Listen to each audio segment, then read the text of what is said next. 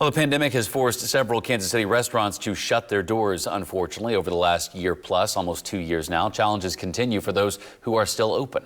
Now, restaurants have their hands full, lack of employment, shortages, but this isn't stopping new restaurants from opening. Let's get to KSHB 41 reporter Daniela Leon telling us what's driving these business owners to open during an uncertain time. And they might have thought that uncertain time was coming to an end, but here we are still in it, Daniela.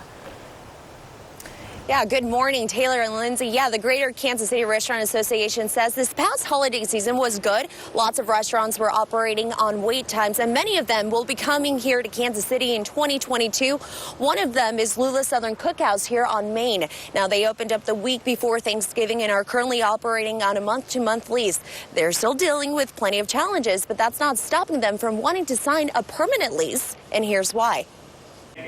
On the menu for 2022, a bright outlook for KC restaurants. It's been a tough couple of years for us, but we're optimistic that the worst is behind us. The Greater Kansas City Restaurant Association says many restaurants closed down late 2020 and early 2021, and capacity limitations and other restrictions aren't shaking up the industry as much. Restaurants are always a risk. It's a high-risk business, unfortunately. Taking that risk, Lula's Southern Cookhouse.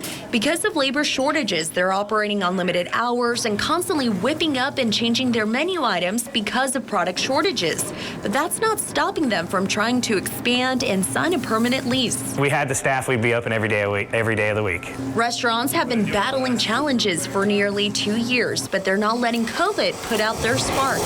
People aren't going to stop eating. COVID doesn't seem like it's going away, so we're going to figure out the new ways to navigate the waters. Now, another way Lula's Southern Cookhouse is working around the problem is by shopping and buying from more local vendors. Now, we reached out to the association and asked how many restaurants were forced to close down during the pandemic. Here's their statement. They said nationally 17% of places had to close down, but KC didn't experience a high number like that. And to give you an idea, if 10% of restaurants were to be closed down here in Kansas City, that would equal to around 300. Wow. Wow, my goodness. So interesting to hear him say if they had the staff, they'd be open every day of the week. Okay, restaurant week coming up next week. How are restaurants getting ready for that?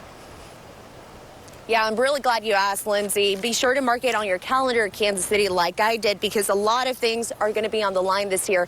Now, the Greater KC Restaurant Association says several restaurants will be extending their hours to be able to make a little bit more profit. And many of these restaurants reached out to the association, letting them know if it wasn't for last year's restaurant week, they wouldn't have been able to survive. So make sure you go out and support. Again, it's happening this coming Friday, January 14th.